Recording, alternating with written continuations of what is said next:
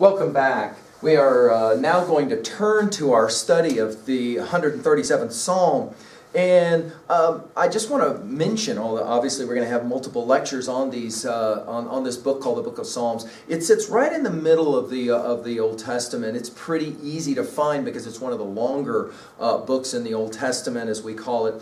And this is a collection of poetry, remarkable poetry from all different kinds of angles and perspectives. The question seems to constantly be, who is God and why should I care about God and how does God relate to me and how do I relate to God? One of the most pivotal, however, Psalms is Psalm 137. And so we're going to introduce this annotative, non-apologetic approach to the study of the Bible by looking actually at the Psalm 137. Now, I am working out of the New Oxford Annotated Bible, the College Edition, which is actually the New Revised Standard Version. You can be working with any translation you wish, as I mentioned in our previous lecture.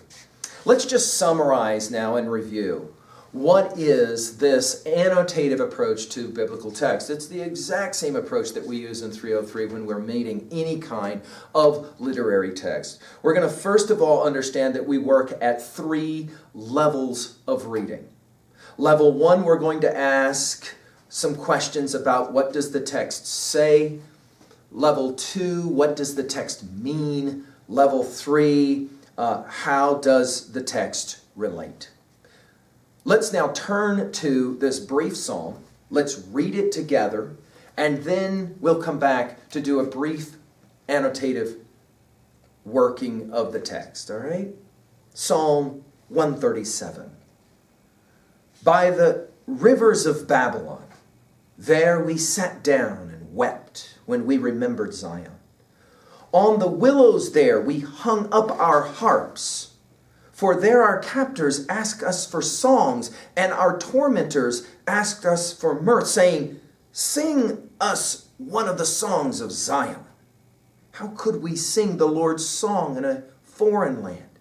If I forget you, O Jerusalem, let my right hand wither. Let my tongue cleave to the roof of my mouth if I do not remember you, if I do not set Jerusalem above my highest joys. Remember, O Lord, against the Edomites the day of Jerusalem's fall, how they said, tear it down, down to its foundations. O daughter Babylon, you devastator, happy shall they be who pay you back what you have done to us. Happy shall they be who take your little ones and dash them against the rock.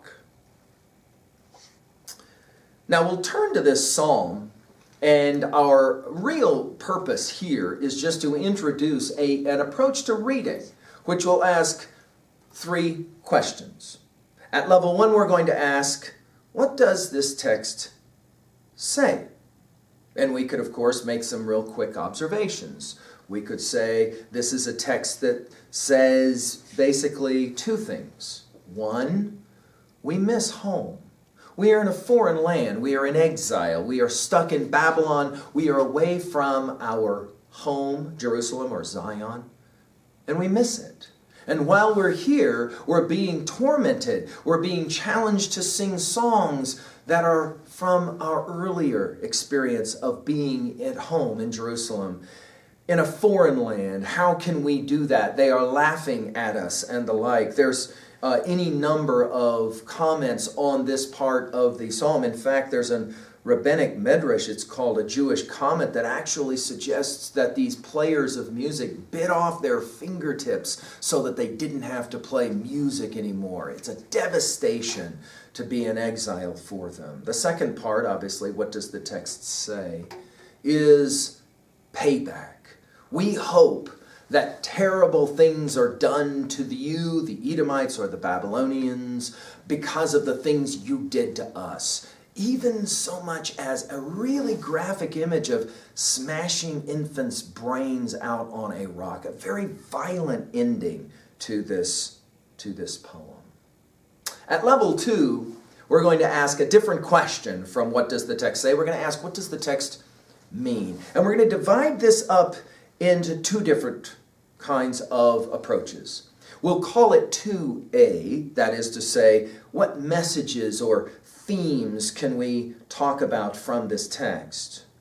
Let's just point out a couple really quickly. Notice that the music or the dance motif is obviously very, very clear. Notice as well that this is a poem about joy and rage, sorrow, and of course as well, we'll have to ask about the message of revenge.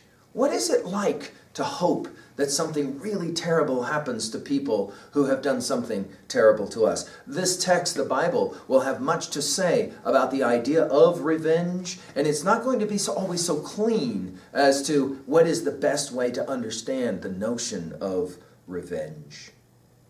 The other level 2 question consideration, we call it 2B, is the rhetorical. Not what the author says, but how the author says it. And this rhetorical level for us is going to be really important when we study any biblical text.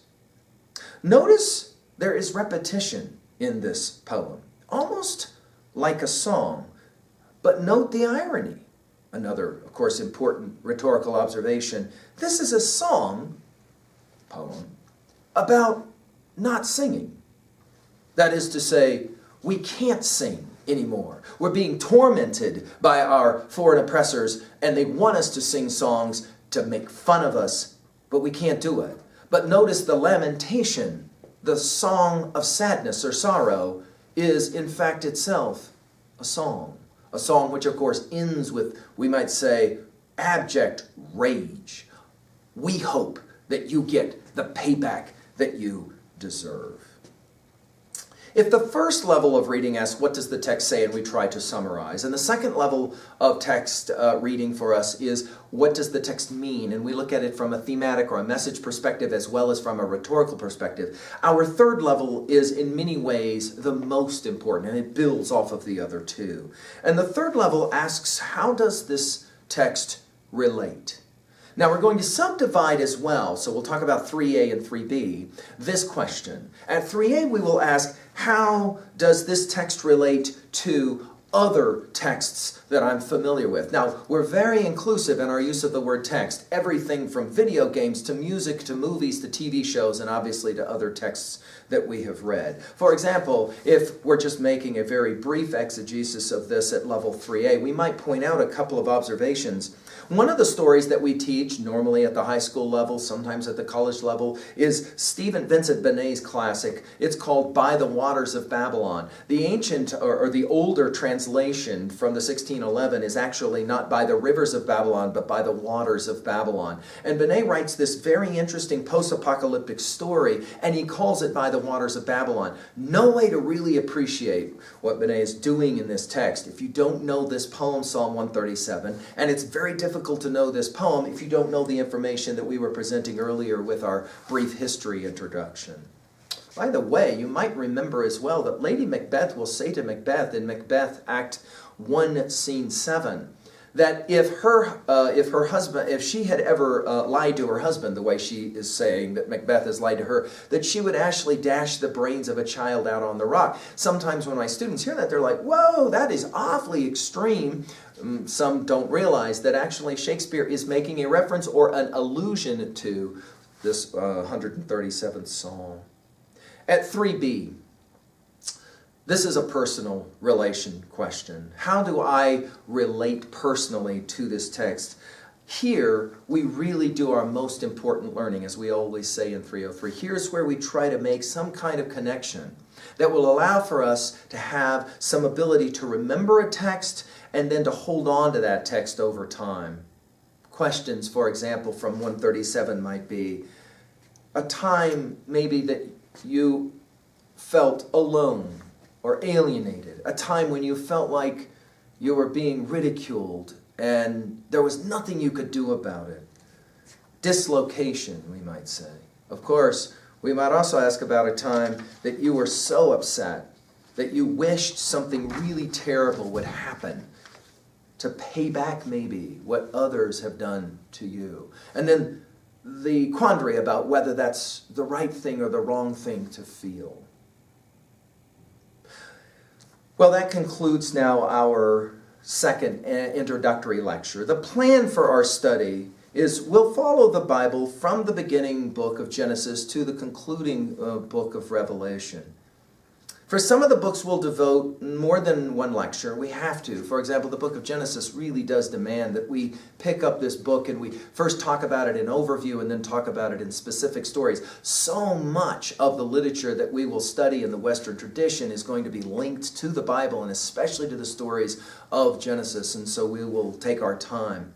We'll be working with passages and we'll do very similar what we have just done now, where we'll pick up, for example, a series of chapters and or verses, maybe sometimes a whole book, and we'll kind of provide an overview. So that way, for those of you who have never read the text, you can listen to my comments and then pick up the text yourself and read it, or vice versa. I really do, though, want to challenge you to engage in the actual reading of this text. My hope is that you're motivated to actually sit down and to read all of the Bible. You can actually read most versions of the Bible at about 30 pages a day. You can do it in about 100 days, and the 100 days of summer are the ones that I challenge my students to really use in preparations for our lectures in AP and humanities lectures that we give starting in the fall.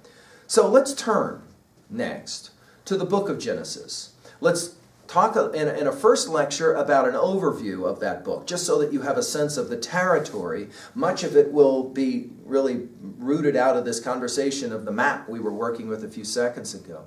And then we'll turn to specifically the different stories of Genesis, and we'll go through an annotative process. Again, I welcome you. I hope that you will pick up this book and read it. For many of you, it will be the very first time, and I'm excited that you are at least going to have the courage to try to pick up the book and actually read it as opposed to let somebody else tell you what it says. As always, thank you, and I hope to see you soon.